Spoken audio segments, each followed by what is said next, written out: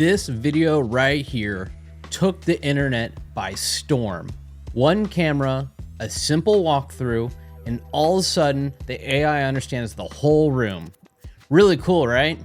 But I hate to break it to you, it's kind of a lie. But the truth, this project is way cooler than that video. So in this video, we're gonna break down what SpatialLM really is, how to build it on your own computer, how to capture data so you can actually run your own scenes as well. And at the very end, if you stick around, I'm gonna show you how to actually get that experience they showed in the teaser video on something that already exists. Let's go. Okay, so let's rewind back to that teaser video that I said is a lie.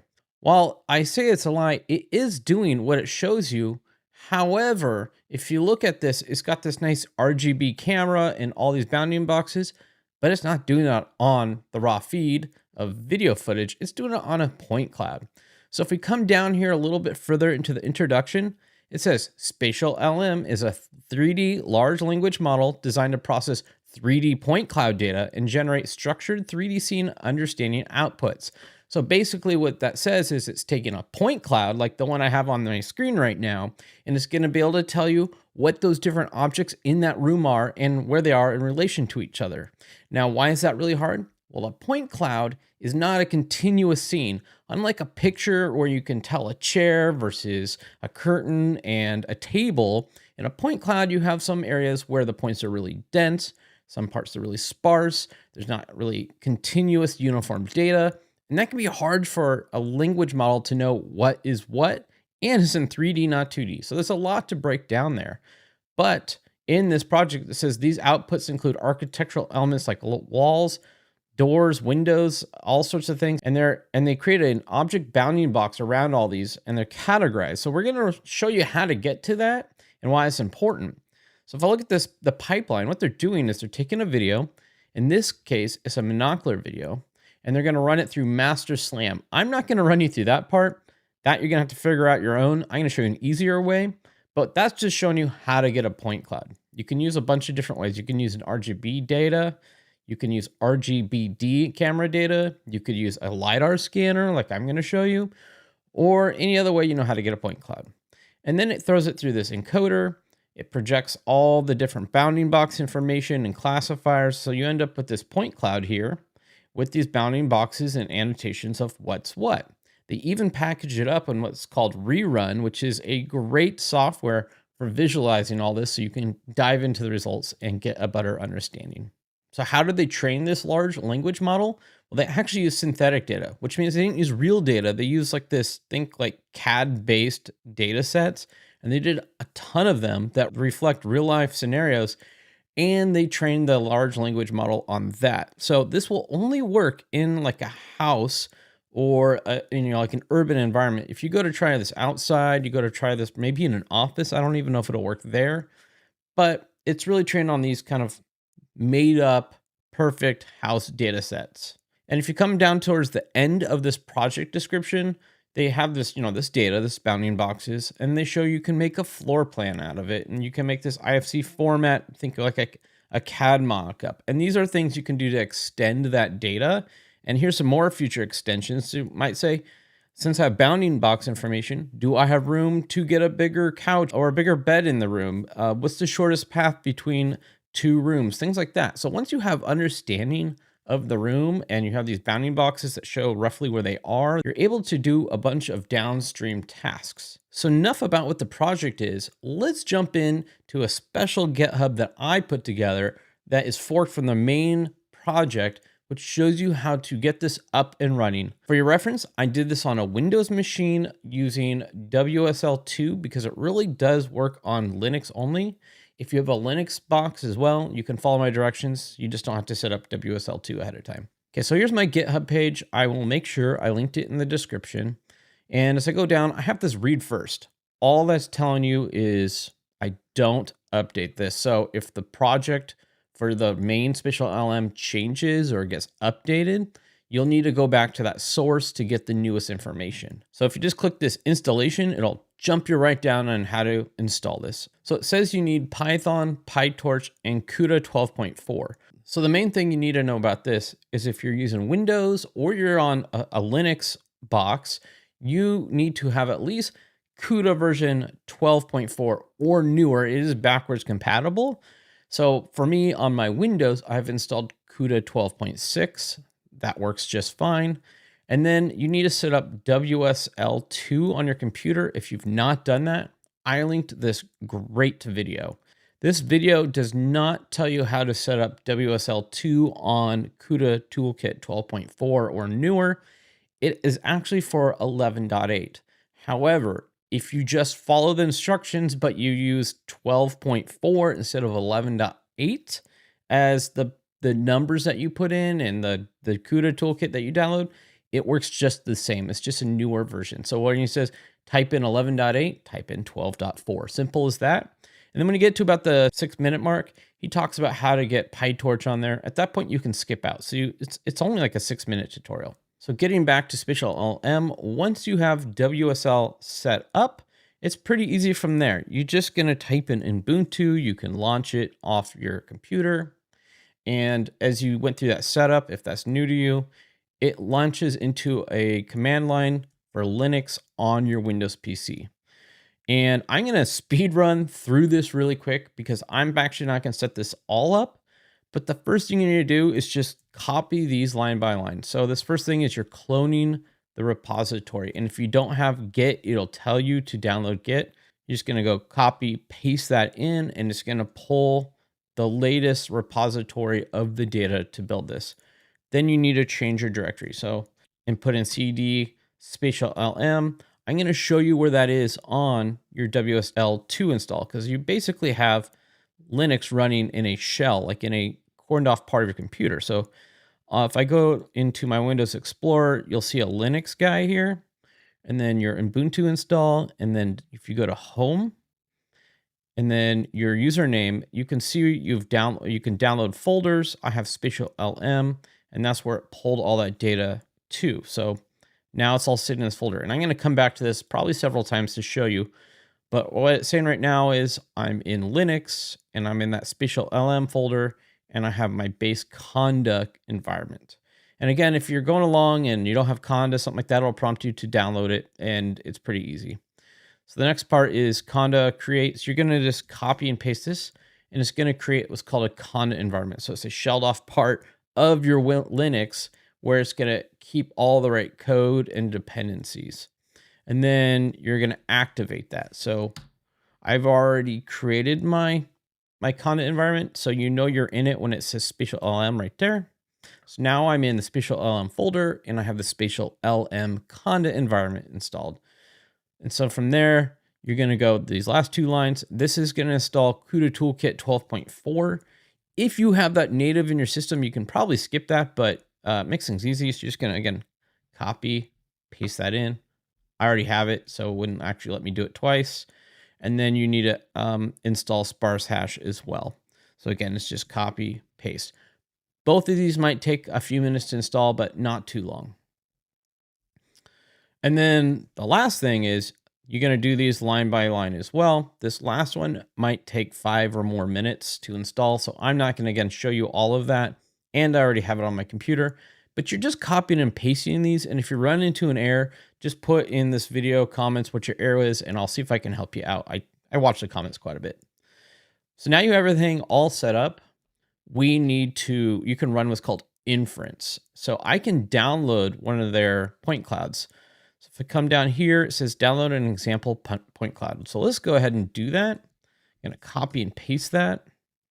And it downloaded this scene000_00.ply to my point PCD folder. So if I bring up my SpatialLM folder here, I should have a PCD folder, and I already had some other ones I had worked on, but this is what I'm looking for, scene000_00.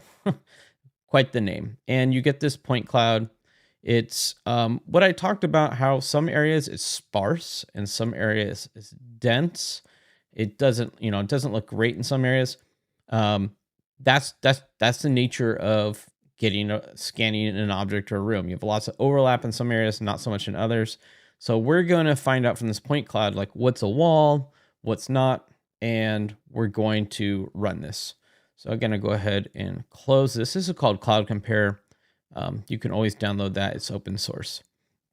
So it's going to tell us to run inference. And I'm going to break down what this is. So later on, when you run your own data, you're understanding what you're doing.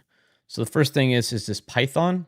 So if I go to my project, Python is basically saying use Python, and you're going to run this Python script called inference.py.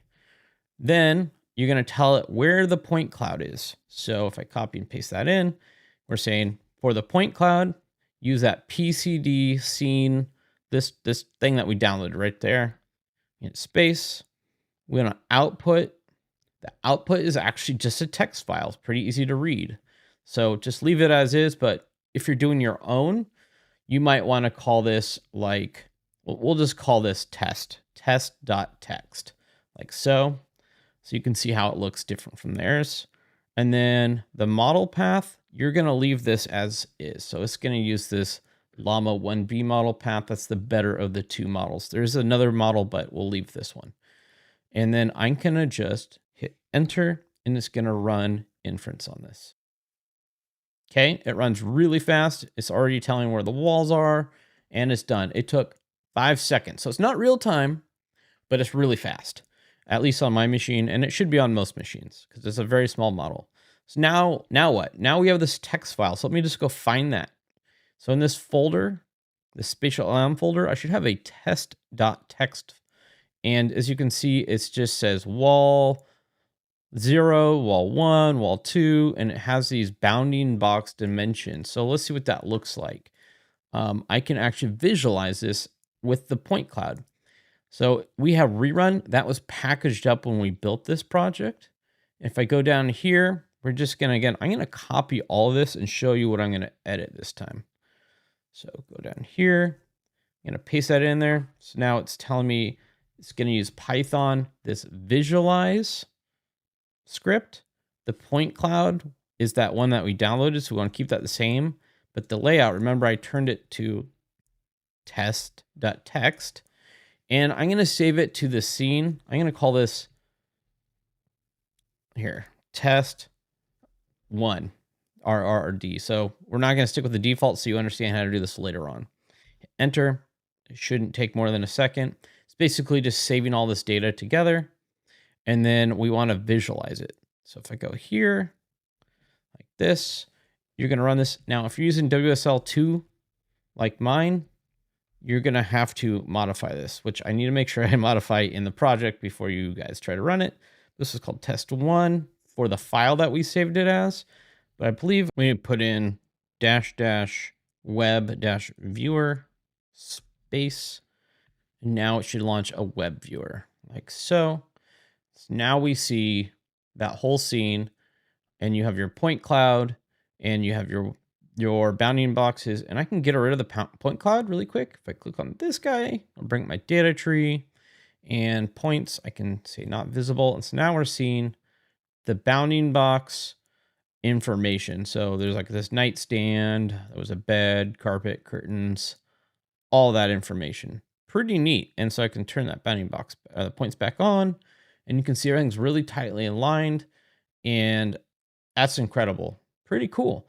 You can play with it in this rerun and get an idea of what you can do with this data. But from here now, you could train a robot to navigate around this. You could all know if you can fit, could you fit a bigger bed here? Well, I think you would have to get rid of a nightstand, or maybe that's able to slide over a little bit. But that just gives you an appreciation of what you're seeing. Not at all like that teaser video, am I right? So now let's say you want to run this on your own data because you found that this was somewhat intriguing. I'm just going to close this window. You need to hit Control-C to stop that visualizer. And in my data, I go down here and it says using custom video. You can run what's called Slammer. It's a pretty involved process, and I've had some mixed luck getting it to work on WSL2. And I'm not sure it works on Windows. You can try it. Or if you have an iPhone, you can use what's called Sitescape. So Sitescape is an app for an iPhone that's super easy. So I'm going to go scan my room, and you can see what it looks like. Okay, so I am actively scanning my room with my iPhone and I have it on the screen right next to me. And as you can see, I'm just moving around. This works on our Pro iPhone. And what you end up getting is this really dense point cloud. And it's using the depth map sensor, the LiDAR sensor right from the iPhone and giving you real-time feedback as you scan the whole room. So at the end, you'll get this really easy, quick scan point cloud of your room. Again, if you don't have an iPhone Pro model, you can look up other ways to capture a point cloud.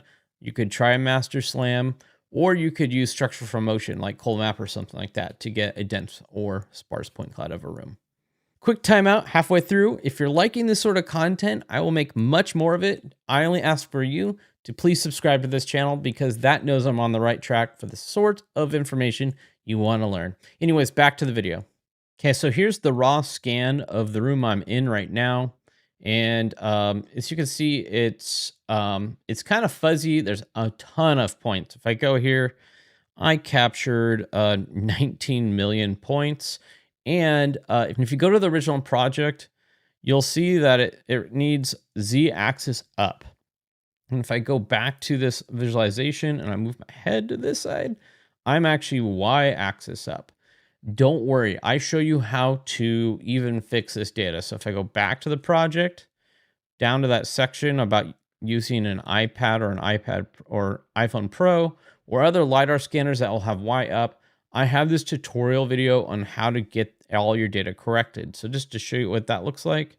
Okay, so now I have the room and it's a much smaller point cloud and it is now aligned Z up, and you also have to have your data aligned on the YX axis. So if you were to like look at it along here, everything is aligned. So if it's transformed to the side like this, when you have X and Y up and down, you know it's wrong. So watch the tutorial video I have embedded as well. So you're going to be coming back to this video to finish this off. So I'm going to go ahead and close this down. And now I'm going to run this on my own data. So if I go back here, I can click up a bunch of times to kind of like bring up what you had in the past, or you can copy and paste. But I ran inference, right, on this point cloud called right here, this point cloud, to change out the name of that to one of the ones I had. I think it's called bedroom correct. Let's put that in there. Bedroom correct.ply. And I'm going to call this out test bedroom and let that go. And it shouldn't take more than a few seconds to run. All right, already creating the walls. It is a bigger scene than that example I showed you, and it doesn't take very long to run. Cool, and it's done. So now the next thing I want to do is visualize it. So this Python visualize, remember this was called bedroom correct. And then this is called test bedroom. And then we're going to save this as test bedroom. Hopefully I got that all right. It'll throw an error if I typed in something in wrong. There we go. And now I just need to visualize that like so. And it's going to launch the visualizer. So now this is the room I'm sitting in right now. And you can see it got the nightstand, it got my bed, got the desk I'm at. There's another desk I have behind me. You can kind of see my video input sometimes. I have a shade down and 2 windows open. And it does a pretty good job. So let me just pull back this like so and get rid of the points. And so you got this nice room layout. So yeah, it's a dressing table. That was actually another desk. So some things aren't perfect. It set at a wall cabinet that was what, like half outside the room. So I think it'll get better over time. It's at a curtain where I didn't have it. But it does a pretty good job. This curtain here and this curtain here was actually some doors that were open. But I think this model will get better and better, and you'll get some pretty intriguing results. So while that's interesting, I know one thing that people really want was a floor plan out of this. And I'm going to show you a quick hack to get a floor plan out of this. And when I'm done with that floor plan, I'm going to show you how to get that like initial teaser video version where you get the walk around, you get the video, and it's showing you where everything is. That is also possible. So let me show you that. But first, let me show you how to get a floor plan. So get the floor plan. I'm just going to use Claude. We're going to be super simple. I'm going to take this, upload a file. I'm going to find that file that I was using. You're just going to give it the text file. So for example, this test bedroom, I'm going to put it in there. I'm going to say, I have a text file with bounding box information of different objects within a room. Turn this information into a 2D floor plan, and let's see how it works. Boom, there you go. You have a floor plan, super quick, super easy. You could vibe code this, you could play with this, you can go and change different colors and styles. I've played this with a few ways. I actually made my own version, and then I realized I should have just used an LLM to make this, because this is an easy thing to do. I noticed the curtains were kind of off in this room, but overall, you could make your own floor plan super easy. Even gives you the dimensions. Look at this, 3.6 meters by 6.5 meters. That is actually pretty darn accurate for this room. So just to give you some idea of what is possible, you could easily make this a 3D plan, I'm sure, with this as well, and have fun with it. So now you want that true experience. You want this video I have on the screen, but you want it in real life. That has existed for several years in something called Apple RoomPlan. This is Apple's RoomPlan in action on their trailer, but I'm going to show you it in my own room. What's interesting, as you move around, it creates this planimetric view at the bottom. So let me show you what that looks like on my phone. So here's a screen capture, and as I walk around, you can see that it is just building up this room into a 3D model. It's really cool because at the bottom, it's practically showing me everything.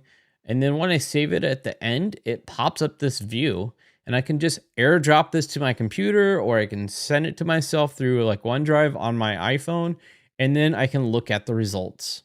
Okay, so now here's the results. I'm looking at it as a USDZ file on my Mac. What's really cool is on the left side, you can see the data tree, and everything has the annotations that I want. So while it's not exactly like that teaser, in the teaser, it was showing bounding boxes, and you're seeing that in real time with the Apple scanning, but also you're seeing on your computer the annotated classes of everything. And you could even skin this. You could put an object for a bed in, all sorts of things like that. So yeah, was this SpatialLM trailer a bunch of smoke and mirrors? I guess it was. However, they did acknowledge many times that they did this to show the concept. But when you get down to it, point clouds is a much harder thing to figure out. And this data is the basis of what you need for augmented reality experiences, for robots to understand a scene and move through it, or building cool interactive apps and experiences that need action on a physical room and understand where things are. I hope you found this video interesting. Please subscribe if you want to see more videos like this, and I'll see you guys in the next video.